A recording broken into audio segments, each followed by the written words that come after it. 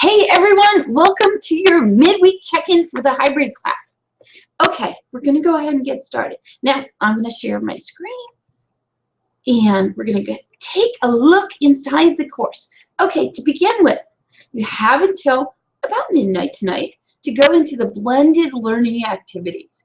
And I'm just going to come over here and we're going to view the topic in reading view just because it looks nicer. Okay, for these blended learning activities, we are asking you to go ahead and explore, discover, things like that. So let's take a look at these different threads. One that I wanted you to go ahead and take a look at is go ahead and take a look at Allison's. Allison starts with, let's define blend.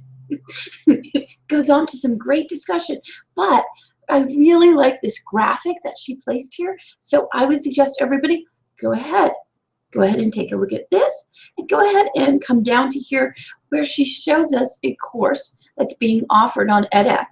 And edX is this collaboration between MIT and Harvard to really do research on what happens online, especially in the massive online learning courses. So they've done a lot of, you could even use the word blend, okay, in the sense that they've taken their traditional classes, put them online with the whole MOOC, or they've taken hybrid classes and the students show up face-to-face, but then do some work in this big open online MOOC.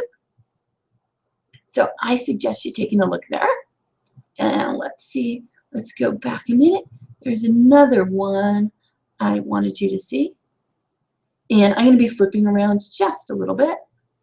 Okay, the other one I'd like you to take a look at is Lots of Possibilities by our very own Stephanie Whitman.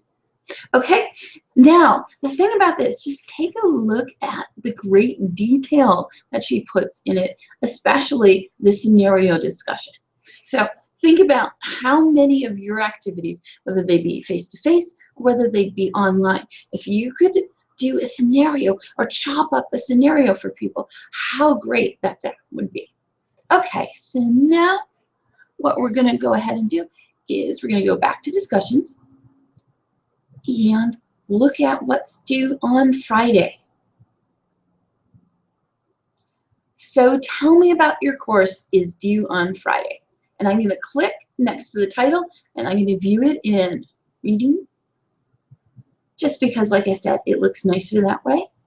So the part 1 is on Friday, you'll be posting this, and then part 2 is by Sunday. You're going to go ahead and you're going to look at other people's 1-minute media product. Now, we do have an overachiever, even though she says she's not an overachiever. Okay? Yes, Kat was the first person to post. So I went ahead and I gave her a gold star for being the first to post. And then, what did she follow up with? This picture, if you recall it, from My Cousin Vinny with the actress Marissa Tomei saying, yeah, you blend. Okay? I thought that was a great response. And when you're doing these with your students, think about, you can just add a picture and think about how much a picture could add. Now, in the course, Allison suggested her very, very favorite picture website, which is called Unsplash. Now, I have one. I have a favorite too.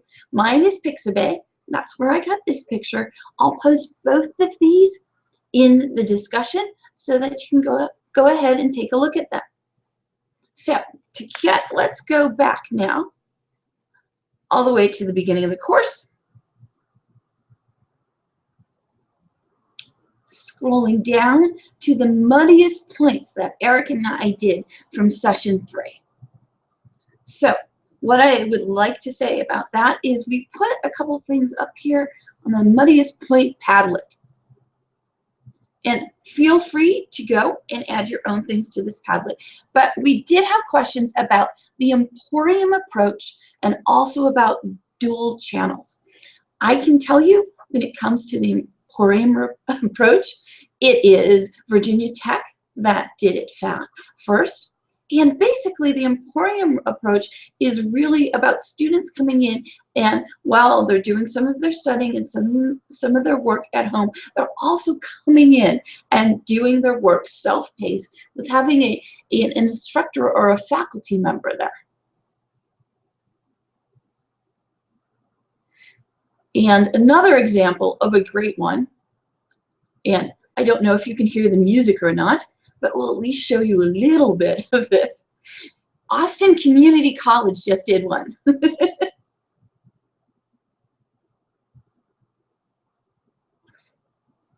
And I will go back.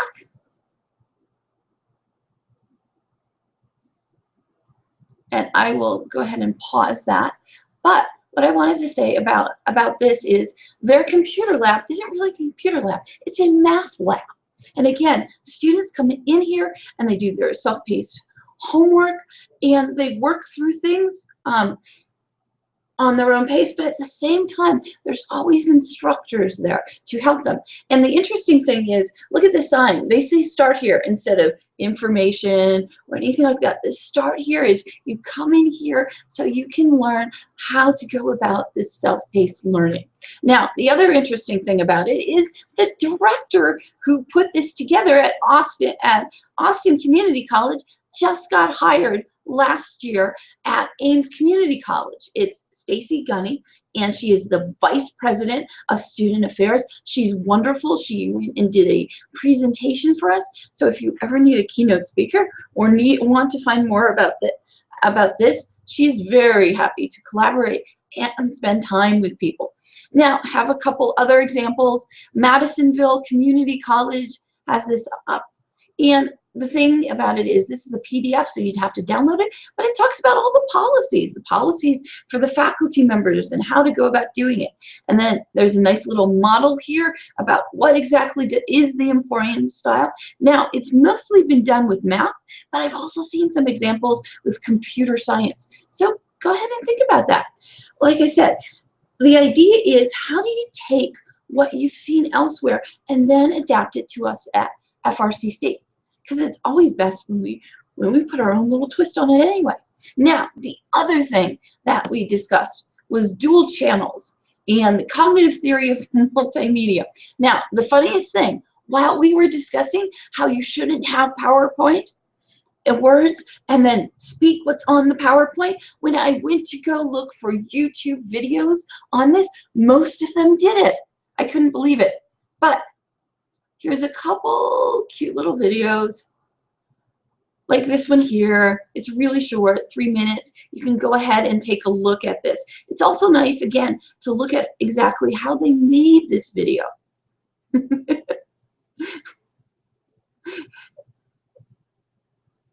And I shut that off, but the system he's using is pretty close to Powtoon.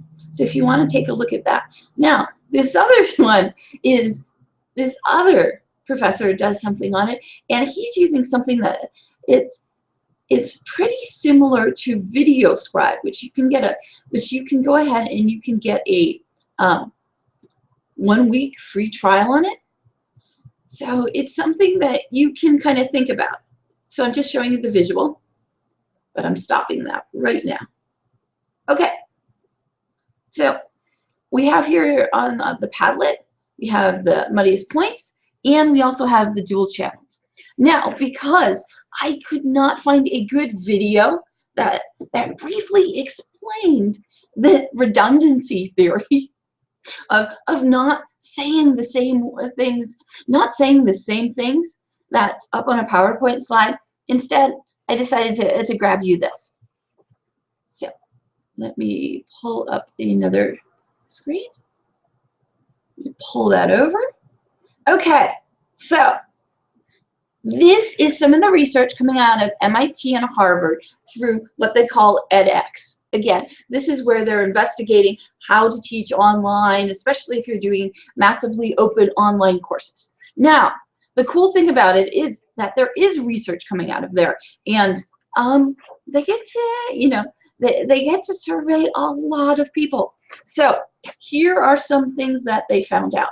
And this is also a shout out to one of our participants who sent us an email and saying that, I don't think that my video is going to be very polished. Well, guess what? It really doesn't matter. When you look at things like video production, and I'm just quickly summarizing this, and I will leave this link for you. Shorter videos, more engaging. Engagement drops after 6 minutes. Okay?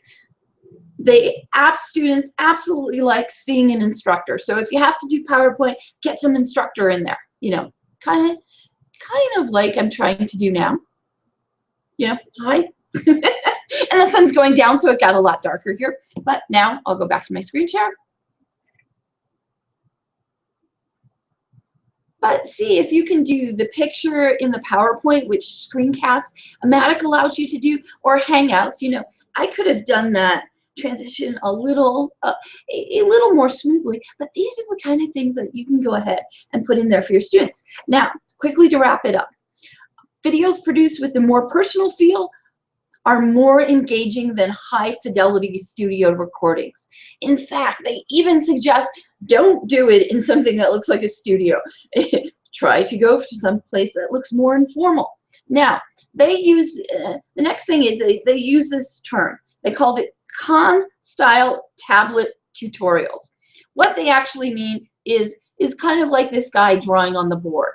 These hastily drawn, and they have another piece of research that says hastily drawn and shakily drawn instructor videos are better than the ones that are produced. And I think we have a guest. Hello, guest. Can you come on? Are you able to come on mic? I think so. Can you hear me? Yay! Hi, Stephanie. Hi, sorry, I'm late. I had a technological foe in addition to running to get the kids, but then I had to download the Hangout app and it asked me tons of questions. I don't know if you can see me or not. We cannot see you, but you have a blue avatar. Oh, cool. That vibrates as you talk. So here, I don't know. I obviously didn't set something up, so I'm sorry to be late and jump in the next. No, it's perfect. It's perfectly fine. Actually, what we're talking about right now, or I should say, what I'm talking about at least, is how students want to see you. Students want to hear your voice, and they want to be engaged. Yeah, I would love to show my picture along with my voice if I figured that out. Ooh, wait, I might have figured it out. Okay, cool. Let's see. Go ahead. Uh-oh. Okay, go ahead. Keep going, and I will see if I can figure this out. Okay, no problem. I switch back to mine so I can because we were talking about, you know, go ahead and put yourself in the video, you know, stop whatever it is you're showing and then show yourself for a little bit. And like I explained to everybody else, the sun was up when I started this. Obviously, the sun has gone down. So, oh, we can see you now. Cool. Okay, I'll be done being the student that is totally interrupting and let you get back to your instruction. No, that is perfect. That is perfectly fine. No problem whatsoever. What I had just pulled up, and no, we are not reading off this, but I'm just summarizing really quickly a couple of things. We said shorter videos, more engaging. Instructor head included with the PowerPoint, if at all possible. Videos produced with a more personal feel, more engaging, and the con-style tablets or just what's showing up here. Somebody drawing what they're doing makes a difference. And not just the research coming out of MIT and Harvard, okay, the University of Chicago is also looking at the difference that it makes for students, even when they're taking online classes, to have the instructor physically drawing it so that they see it on the screen. There's something about that helps us, and there's something about that helps the students. Now, last but not least, and I just want to say, I did not add this on. This is actually based on research. If the instructor talks fairly fast with high enthusiasm, Students find that more engaging than going slower. And the rationale here is if you're talking fast, or students can pause a video. Okay, so it's different than talking too fast in front of people where they can't pause you to go back and hear it. With a video, they can pause if they need to, but it helps with the flow. So let's see what else I wanted to show you guys really quickly. I'm going to take that down. We're going to take down the Padlet, and now we're going to go back to sharing the course. Okay, one thing I wanted to bring your attention to, again, everybody, the more personal you are, the better. The research even says that. So don't be polished, be personal. Okay, so I'm going to scroll down this. I like that. That's a good tip, especially when we're doing anything with video or audio, because I'm sure to say, yes, know the wrong thing and have to correct myself just like I would if I was in person. So it makes me seem more like a human, right? Oh, absolutely. What I was going to say in this here, the discussions and the questions about media, if you find something really great, go ahead and post it. Okay? We would love to, whether it's something you've done, which I know we have some people who have done some cool stuff, go ahead and post them. Or if it's something you find, like remember Mr. Sticky, okay? Mr. Sticky helps us a lot. And for example here, I'm going to allow that now, but John went ahead and he put up his voice thread sample, so all of us could go ahead and take a look at this. So I'll look for some examples. Stephanie, if you can pull out whether your personal examples or ones you just know of, I say we have a couple days left. Go ahead and post them here. Now, to wrap this up, when it comes to what is due for the rest of the class, we are in session 4 online. So here's what you have to do. You're going to do, so tell me about your course, that 1-minute media project. That is due on Friday, okay? You can do a big sigh of relief. And then on, yes, exactly. Okay, so Kat has already posted hers.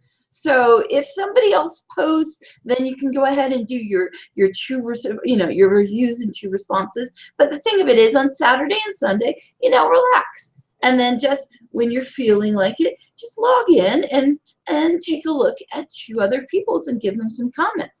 And okay, so that's the 1-minute media. The only other thing that you will have to do, and this is in the Dropbox, go over here. You are going to do your full hybrid planning worksheet.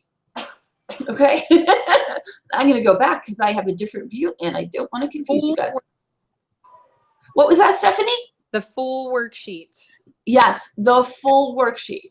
Okay? That is also due by Friday, so it gives me and Eric a chance to go ahead and give you feedback. Okay? So that's what you have to do. This is your midweek check-in, and I'm here with my co-host, Stephanie Wickman, who is definitely in an informal place for this broadcast. And so I'm in my kitchen. You can see my microwave right there. Yes. My children are being quiet right now. They're being entertained by a little bit of television before I start dinner, so that's good. And so with that, we will sign off, and we will go ahead and we will see you on Monday. So Bye, bye everybody. Bye. Thanks. Bye, Kay.